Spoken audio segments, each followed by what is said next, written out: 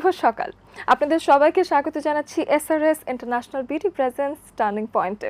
আমাদের সাপ্তাহিক নিয়মিত যে আয়োজন টার্নিং পয়েন্ট, সেখানে আমরা যে বিষয়গুলো নিয়ে কথা বলি সেগুলো অর্থনৈতিক হতে পারে, ব্যবসায়িক হতে পারে, সাথে আমরা সমসাময়িক নানান বিষয় নিয়ে কথা বলবার চেষ্টা করি। দেশটাকে ঘুরিয়ে নতুনভাবে আবিষ্কার করার জন্যই এই আয়োজন এবং প্রত্যেকের মতামতের একটা জায়গা আছে।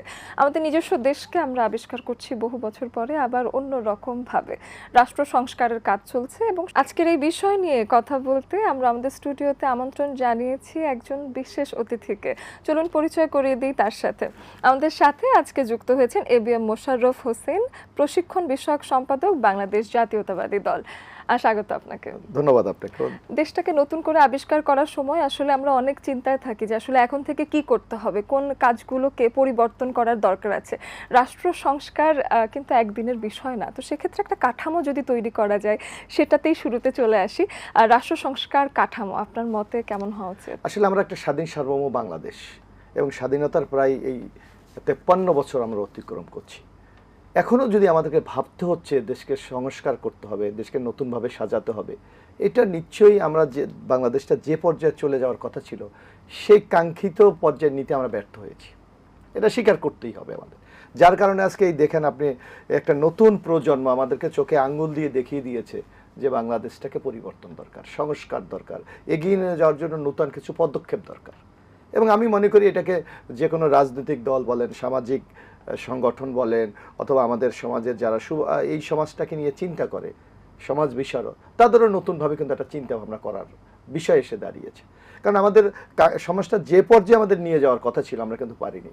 আজকে দেখেন আমাদের সুশাসনের অভাব আছে, আমাদের অর্থনৈতিক ক্ষেত্রে একটি চরম ভঙ্গুরতা বিরাজ করছে, আমাদের আজকে প্রশাসনের ক্ষেত্রে একটা নগ্ন দলীয়করণ, যে প্রশাসন হওয়া উচিত সাম্যের, যে প্রশাসনিক হওয়া উচিত মানবিক মর্যাদার, যে প্রশাসন হওয়া উচিত সবার জন্য, কিন্তু সেইটা আজকে দেখেন আমরা যারাই ক্ষমতায় থাকে আজকে তাদের একটা ক্রিয়ানকে তারা পরিণত হয়। সুতরাং এইসব জায়গা থেকে যদি আমরা বেরিয়ে না আসতে পারি, তাহলে স্বাধীনতার সুফল কিন্তু আমরা মানুষকে দিতে পারবো না। যার জন্য হ্যাঁ, সংস্কার করতে হবে, সেটা কিন্তু আবার জনগণকে সামনে রেখে।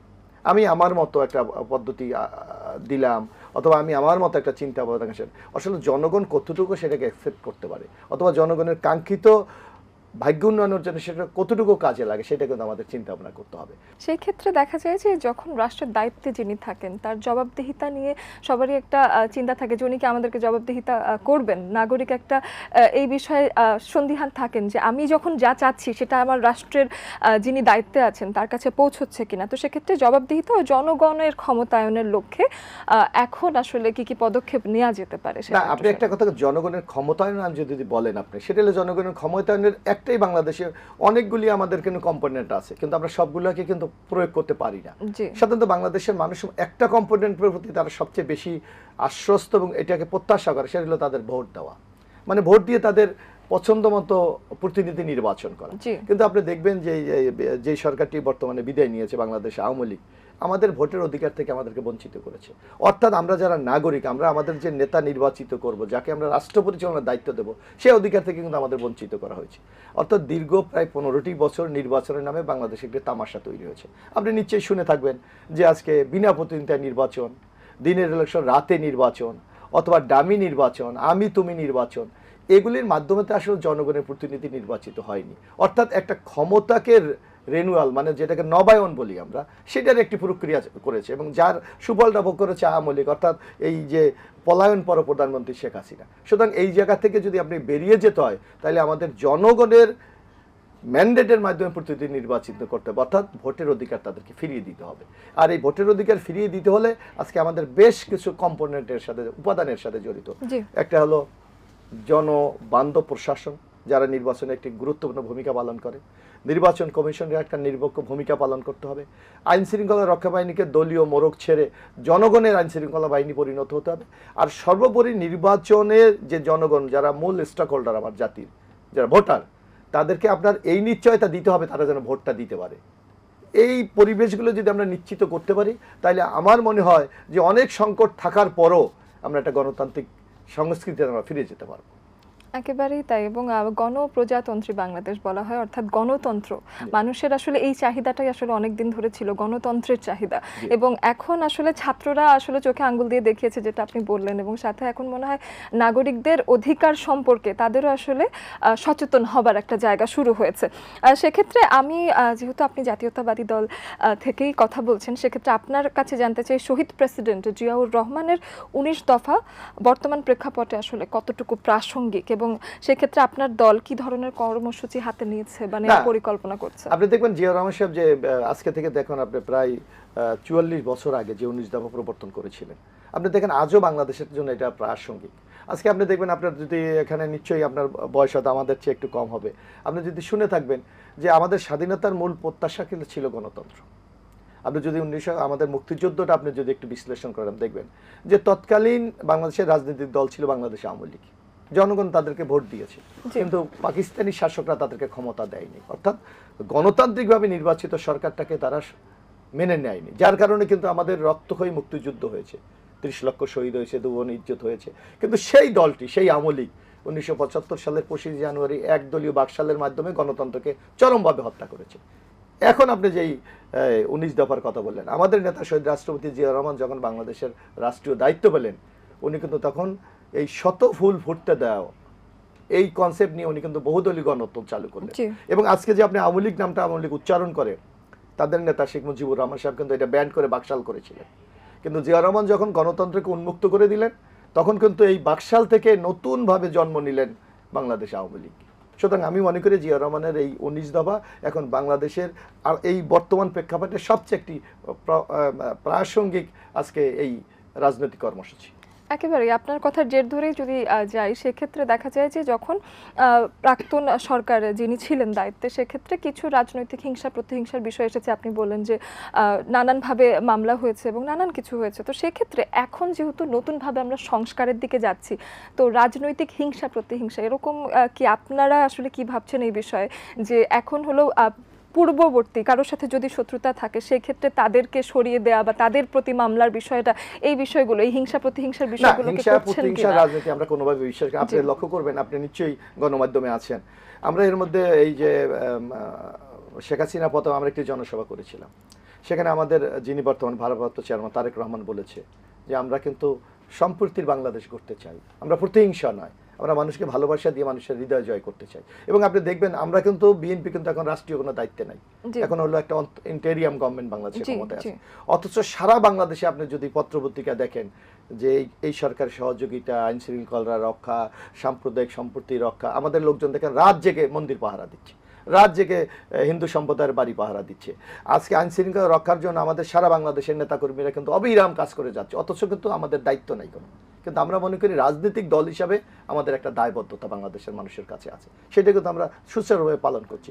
আর আপনি বলছেন যে প্রতিহিংসা, বিএনপি কখনো প্রতিহিংসা বিশ্বাস করে না। কারণ আপনি দেখবেন আমাদের নেত্রী বেগম খালেদা জিয়াকে এই সরকার, এই মানে শেখ হাসিনা সরকার সম্পূর্ণ অন্যায়ভাবে আদালতকে ব্যবহার করে তাকে সাজা দিয়েছে। এবং ঠিক আছে, সাজা তারা দিয়েছে, তারপর আমরা আমাদের নেত্রী বেগম খালেদা জিয়া আইনের প্রতি শ্রদ্ধা দেখিয়ে উনি কিন্তু কারাগারে গিয়েছেন।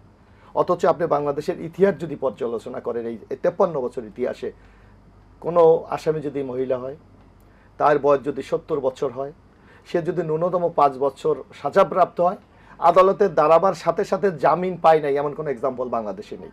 Only on example Begum Khaleda Zia, তাকে শুধু রাজনৈতিক প্রতিহিংসার কারণে তাকে জামিন দেওয়া হয়নি। শুধু তাই না, আমরা বলেছি জামিন দরকার নাই। আপনি জানেন বেগম খালেদা জিয়া মারাত্মক অসুস্থ ছিলেন, এখনো আছে। আমরা বারবার বলেছি তার ট্রিটমেন্ট দরকার। তার যারা চিকিৎসক, সেই চিকিৎসকরা বলেছেন, বাংলাদেশের আমার মনে বাংলাদেশের স্বতঃস্ফূর্তভাবে সকল নাগরিক বলেছে এক্সেপ্ট আওয়ামী লীগ ছাড়া, যে খালেদা জিয়ার ট্রিটমেন্টের বাইরে কিন্তু পাঠায় নাই। এইটাকে বলে প্রতিহিংসা। কিন্তু আপনি এখন পর্যন্ত দেখবেন যে কোথাও বাংলাদেশে এই যে বিএনপির পক্ষ থেকে এই যে 15 বছর আমাদের উপর নির্যাতন করা হয়েছে, আমার নামে, আমার নিজের বাড়ি, আমি যেখানে রাজনীতি করি, 15 বার ভেঙে দিয়েছে। আপনি অথচ খোঁজ নিয়ে দেখেন, আমার ওখানে যিনি এমপি ছিলেন, উনি প্রতিমন্ত্রীও ছিলেন, উপজেলা, একটা জায়গায় আমরা কোনো আঘাত করেছি কিনা, হামলা করেছি কিনা, আমরা এটা বিশ্বাস করি না। আমরা মনে করি আজকে আওয়ামী লীগ এই জনগণ থেকে বিচ্ছিন্ন হয়ে কিন্তু আজকে পলায়ন করে। আপনি বাংলাদেশের ইতিহাস যদি দেখেন, এইভাবে যে কোনো সরকারের বিরুদ্ধে বহু আন্দোলন হয়েছে, সরকার ক্ষমতা থেকে চলে গেছে, কিন্তু এইভাবে পালিয়ে গেছে, এই এক্সাম্পল বাংলাদেশে ফার্স্ট। শেখ হাসিনা এটা তৈরি করেছে। এই দায়িত্ব তো তার, এই দায়িত্ব বাংলাদেশের মানুষের না। গতকাল আমরা পত্রিকায় দেখলাম আওয়ামী লীগের শেখ হাসিনার যিনি ক্যাশিয়ার ছিলেন সালমানের রহমান, শিল্প বেসরকারি শিল্প উপদেষ্টা, উনি এক জনতা ব্যাংক থেকে 27,000 কোটি টাকা উনি ঋণ নিয়েছে, অথচ ওনার কর্মচারীরা অনশন করছে যে গত 31 মাস ওনারা বেতন পাচ্ছে না। এই যে আপনার চরম অসমতা, এইটার বিরুদ্ধে যদি কোনো ব্যবস্থা গ্রহণ হয় তাহলে আপনাকে এটা কি প্রতিহিংসা বলবেন? এখন অন্তর্বর্তীকালীন যে সরকার চলছে তার সাথে সহযোগিতাপূর্ণ মন মানসিকতাই আপনারা আছেন। আমরা বলেছি, আমরা তো ঘোষণা দিয়ে আমাদের দল থেকে বলা হয়েছে যে আমরা এই সরকারকে সহযোগিতা করতে চাই এবং একটা যৌক্তিক আমরা সময় দিতে চাই যাতে এই ধরনের অনিয়ম, যারা দুর্নীতি করেছে, যারা আইনের অপপ্রয়োগ করেছে, বাংলাদেশের মানুষকে শোষণ করেছে, তাদের বিচার হোক, তাদের বিরুদ্ধে ব্যবস্থা গ্রহণ করুক এবং প্রশাসনকে জনকল্যাণমুখী একটা প্রশাসনে ফিরিয়ে আনুক। এর জন্য তো আমরা তাদেরকে সহযোগিতা করছি এবং আমাদের বিএনপির পক্ষ থেকে সেই সময়টা দেওয়ার জন্য আমাদের দলের পক্ষ থেকে স্পষ্ট ভাষায় প্রতিনিয়ত বলা হচ্ছে। একদমই শেষের দিকে যদি আসি, একটু অন্তর্বর্তীকালীন সরকারের কথাই বলছি এবং সেখানে এখন যারা উপদেষ্টা পদে আছেন তাদের কাছে আসলে আপনাদের পক্ষ থেকে কোনো দাবি আছে কিনা? আমাদের দাবিটা হলো একটা যে এখন তাদের একটা নৈতিক দায়িত্ব বাংলাদেশটাকে একটা মানে ওই যে ট্র্যাকে তুলে দেওয়া, যাতে লাইনটা ঠিকভাবে চলে। এখন যে অনিয়মগুলি হয়েছে এগুলিকে চিহ্নিত করা, এদেরকে ব্যবস্থা নেওয়া এবং যে অনিয়ম দুর্নীতি হয়েছে এদের বিরুদ্ধে আইনের ব্যবস্থা করা। আমরা আইনের মাধ্যমে চাই, আমরা কাউকে একটা লোককে ধরে আপনি ফায়ারিং করে দেবেন আমরা সেটাই চাই না, কারণ বাংলাদেশের গণতান্ত্রিক রাষ্ট্র, আইনের শাসনে আমরা বিশ্বাসী।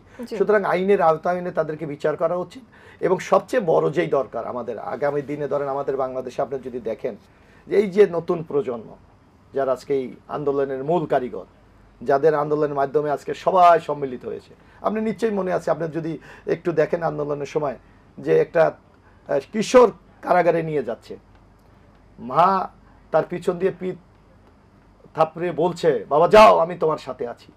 এই যে স্যাক্রিফাইস, এই যে আত্মত্যাগ, এটাকে আপনি কিভাবে মূল্যায়ন করবেন? সুতরাং এইটাকে ব্যর্থ হতে দেওয়া যাবে না।